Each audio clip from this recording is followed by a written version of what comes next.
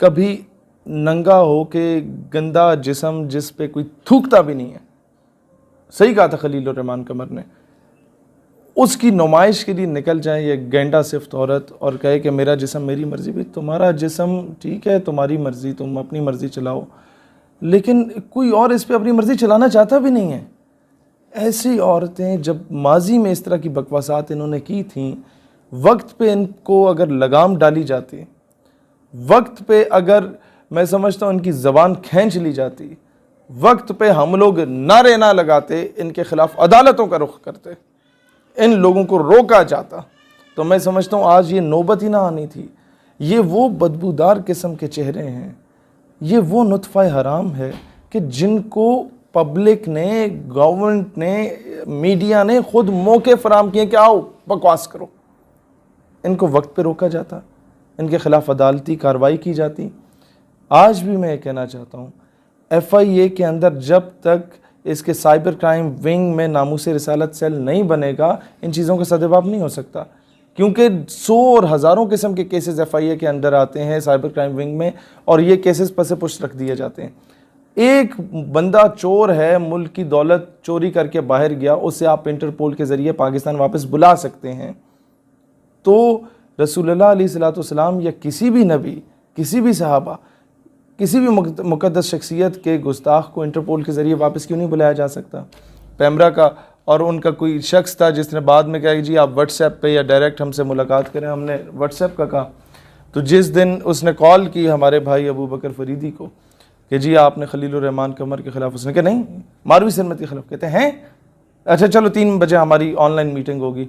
वो 3 आज तक नहीं बजे। आज अगस्त भी ख़त्म होने के करीब है, 22-23 अगस्त है आज, कुछ 1.5-2 महीने हो गए हैं। उन लोगों ने, हम वो 3 बजे का इंतज़ार कर रहे हैं कि कब कॉल करेंगे और हमारे केस को सुनेंगे। ये फ्रॉडिया हमारे महकमों में, इदारों में घुसे हुए हैं। अब इस कौम को हम लोग क्या बताएं? क्या कहते हैं आप इसके बारे में? देखें, सबसे बड़ा कसूर इसमें हम लोगों का अपना ये है कि ऐसे तमाम तवाइफ़ें जो, ये पहली बार नहीं है, कभी 295C के बारे में बकवास करें, कभी सलमान तासीर के हक़ में निकल जाएं, कभी किसी गुस्ताखाना ब्लॉगर के हक़ में निकल जाएं। सबसे बड़ा कसूर ये होता है, मैं उलमा से, मशाइख से, पब्लिक से कहूँगा कि खुदा का वास्ता है इसके ख़िलाफ़ अब रैलियाँ ना निकालना। ये और पॉपुलर होगी और इसी चीज़ की बुनियाद बना के ये मगरिब से पैसे भी लेगी, ये लोग प्रोमोट होते हैं, इनको एड मिलेगी, इसी बुनियाद पे और इन्होंने हीरो बन जाना है। इसके ख़िलाफ़ पूरे पाकिस्तान के जो वकला हैं वो मुख्तलिफ़ कचहरियों के मुतफ़िक़ा तौर पे अपने अपने इलाके में FIR दर्ज कराएँ, अपने अपने इलाकों के FIA के साइबर क्राइम ऑफिसेज़ में जाएं, फिल 4 वहाँ पर FIR दर्ज कराएं, इसको कानून की गिरफ्त में लाओ। पहला काम कानूनी एतबार से पूरा करें ताकि इसे हुकूमत मजबूर हो जाए इंटरपोल के ज़रिए वापस बुलाने में, और वहाँ से अंदाज़ा होगा कि हुकूमत सिंसियर है भी या नहीं, वो सीरियस लेगी इस मामले को या नहीं लेगी। अगर वो सीरियस लेती है तो वेल एंड गुड, सीरियस नहीं लेती तो और हज़ार रास्ते हैं इस तरह के लोगों के मुंह बंद करवाने के, फिर लोग मजबूर हो जाते हैं। लेकिन सबसे पहला रास्ता मैं आवाम से कहता हूँ, कानून की तरफ जाएं। PTA का क्या काम है? जब आप लोग और हज़ार किस्म की वेबसाइट्स को ब्लॉक कर देते हैं, कोई बंदा गवर्नमेंट के बारे में बात करे तो उसका जमहूरी हक है किसी भी गवर्नमेंट के बारे में, PTA FIA उठा के उनके अकाउंट्स ब्लॉक कर देता है। मेरे सैकड़ों अकाउंट्स ब्लॉक हुए, मैंने नहीं देखा कि जो लोग मुल्क से बाहर फ़रार हैं उनमें से किसी का भी अकाउंट ब्लॉक किया जाए जो गुस्ताखाना बातें कर रहे होते भी हैं तो बहुत हफ्ता 2 हफ्ता गुजर चुका होता है, उनकी सारी बकवासात फैल चुकी होती हैं। और अकाउंट ब्लॉक करना इज़ नॉट ए सोल्यूशन। उससे पाकिस्तान वापस बुलाओ, उसके चाचे मामे ताए फूफे बहन भाई माँ बाप में से कोई तो पाकिस्तान होगा, सारा टब्बर तो बाहर नहीं होता।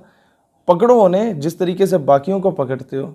जो सॉफ्ट कोई मुजरम अगर भाग जाते तो उससे जो रिलेटिव्स होते हैं फैमिली को उनका सॉफ्टवेयर तब्दील किया जाता है। इस तरीके से इनका सॉफ्टवेयर तब्दील किया जा सकता है। ये तो मैं तफसील में नहीं जाऊँगा, 2-4 लेतर की गेम है। ये तो वैसे ही बड़े बुज़दिल होते हैं, तो पैसे के पुजारी होते हैं, पैसा इन्हें कोई भी मुल्क की एजेंसी दे दे ये लोग बिक जाते हैं। नहीं शहीद भाई ये बताएं, कभी ये मेरा जिस्म मेरी मर्जी का नारा लेके निकलती हैं, कभी जैसे कि आपने बोला कि ये सुलेमान तसीर के हक़ में निकलती हैं, और अब जो रिसेंटली उन्होंने कल ट्वीट की ये एक बड़ी गुस्ताही है, तो कभी इस तरह के ये अमल करती हैं, तो क्या कहते हैं आप? देखें, मैं आपको एक बात बताऊं, सिस्टम इतना कमज़ोर है और सिस्टम के अंदर ऐसे ऐसे बेगैरत लोग घुसे हुए हैं कि इनको लगाम डाली ही नहीं जा सक रही। मैं आपको एक सबूत देता हूँ। मार्च में हम लोगों ने चेयरमैन पैमरा, जो आपके इलेक्ट्रॉनिक मीडिया की रेगुलेटरी अथॉरिटी है, उसको एक प्रॉपर एप्लीकेशन दी, या आपको मैं फुटेज भी दे दूंगा आपकी मीडिया के लिए। वहाँ पर मैंने और अबू बकर फरीदी और हमारे वकला दोस्त हैं फ़याज़ मुस्तफ़ाई साहब, बिलावल भाई, हम सब ने मिलकर एक पिटीशन दायर की, पैमरा को जाके दी कि इसने जो बकवासात की मीडिया पे मारवी सिरमित पर पाबंदी आयद की जाए, किसी टीवी प्रोग्राम में ना बुलाया जाए। वो जनाब 3-4 महीने के बाद 2 जुलाई को पैमरा को होश आती है कि हाँ यार कोई एप्लीकेशन आई थी, दरख्वास्त आई थी 3-4 महीने के बाद, और वो हमें जवाब में लिखता है कि जनाब आपने जो हमें रिक्वेस्ट की, complain received where in one of the guest mister Khalilur Rahman Qamar used highly objectionable, abusive and disgraceful and unacceptable remarks for a female guest. यानी कि उन्होंने झूठ पर मबनी, हमने दरख्वास्त दायर की मारवी सिरमत के अगेंस्ट। पैमरा जो है हमें रिप्लाई में कहता है कि आपने जो दरख्वास्त की उसके खिलाफ, खलीलुर रहमान कमर के खिलाफ, इन्होंने पूरे डॉक्यूमेंट को टेम्पर कर दिया। अब मैं कैसे मानूं कि मुमताज़ कादरी का केस टेम्पर नहीं हुआ था? अब मैं कैसे मानूं कि आसिया मलूना का केस टेम्पर नहीं हुआ था? अब मैं कैसे मानूं कि अब्दुल शकूर कादियानी, जिसको तुम लोगों ने वक्त से पहले रिहा करके मुल्क से बाहर दफा करा दिया, और वो सलमान तासीर के बेटे के साथ जाके डोनाल्ड ट्रंप को जाके पाकिस्तान के खिलाफ बकवास करता है, इसके आइन कानून के खिलाफ बकवास करता है, शिकायतें लगाता है। ये लोग इदारों महकमों के अंदर गवर्नमेंट और अपोजिशन हर पार्टी में घुसे हुए और मिले हुए हैं उनके साथ। अभी हम फिर जाएंगे इनके पास, इनसे रिक्वेस्ट करेंगे कि जनाब ये जो लोग इज़राइल की हमायत कर रहे हैं, या ये लोग जो मीडिया पे बैठ के फहाशी कल्चर को प्रमोट कर रहे हैं, ये लोग जो मीडिया पर आप इन्हें बार बार बुलाते हैं, एक आपको सर्टिफाइड, आपको पता चल गया कि इसने एक नबी की गुस्ताखी की और मजाक बनाया, नाउजुबिल्ला, आप उसे फिर ला के मीडिया पर बिठाएंगे अपनी रेटिंग्स के लिए, इसकी गलत आइडियोलॉजी को प्रमोट करने के लिए, लोगों के माइंडसेट को तब्दील करने के लिए, एंटी इस्लामिक और एंटी पाकिस्तान और पाकिस्तान आर्म्ड फोर्सेस के ख़िलाफ़ बकवास करने के लिए इनको बिठाया जाएगा। और अवाम, जाहिर सी बात है, मीडिया देखती है, वो मजबूर होगी इन्हें सुनने के लिए। तो ये सबसे बड़ा कसूर ही इन इदारों का है कि इन्होंने वक्त पे लगाम नहीं डाली।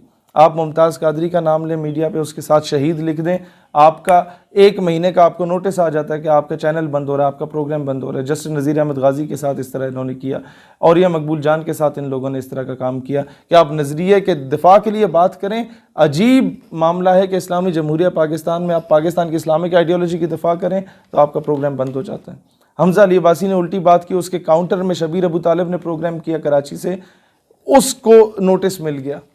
आप ये देखें कि किस हद तक सितम ज़रीफ़ी है, किस हद तक ये बेगैरती पर उतर आए हैं और कोई बोलने वाला नहीं है। और कसूर एक और हमारे जितने भी मजहबी और सियासी जमातों में जो राइटिस्ट विंग है, जो मजहबी तबका है, या जो कि प्रो इस्लामिक विंग है, उसका ये कसूर है कि हम लोगों ने टेक्निकली इस चीज़ को देखा कभी नहीं है। मारवी सरमद ने जो एक बयान दिया कि मस्जिदों में मौलवी हजरात जो हैं वो जिस तरह बच्चों पे तशद्दुद करते हैं, आए दिन हमें नए केस मिल रहे होते हैं कि मौलवी ने बच्चे के साथ रेप किया, मौलवी ने बच्चे के साथ ज्यादती की।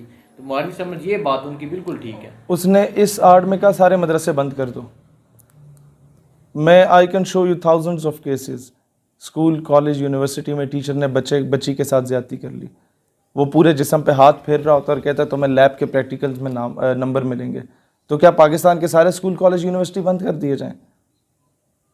जब टीचर, ये रिसेंटली एक PhD की स्टूडेंट थी जिसने खुदकुशी की, वो कोई मदरसे की स्टूडेंट थी, यूनिवर्सिटी की थी, उसका टीचर मेरा ख्याल है ये उसकी बेटी की उम्र की होगी, जो उसके साथ ज्यादती करता था, उसको मेंटली टॉर्चर करता था, उसको हरास करता था। तो ऐसा शख्स, कोई मौलवी हो या टीचर हो या लिबरल हो या कोई भी हो, उसके खिलाफ कार्रवाई होनी चाहिए। उसकी आड़ में सारों के खिलाफ कार्रवाई के तुक नहीं बनती। इन लोगों ने एक इस तरह के 3rd क्लास आदमी जो मौलवी का लिबादा ओढ़ के मदरसे में बैठा हुआ है और गलत हरकत कर रहा है, उसकी आड़ में इन लोगों ने पूरे मजहब को बदनाम करने का सोचा हुआ है। इन लोगों ने उस आड़ में पूरे मजहब को बदनाम करने की साजिशें प्लान कर रहे होते हैं। ये समझने की ज़रूरत है। क्या इन लोगों ने खुद ये अबॉर्शन सेंटर्स के फेवर में, ताकि कोई भी किसी औरत के साथ ज्यादती कर जाए वो लीगलाइज करा दिया जाए? कोई माँ बहन बेटी उसकी इज़्ज़त, उसके माँ बाप की इज़्ज़त, उसका इन्हें ख्याल नहीं होगा। पाकिस्तान में होमोसेक्सुअलिटी को प्रमोट करने में सबसे अहम किरदार इस बदबख्त का है, मालवी सिरमित का।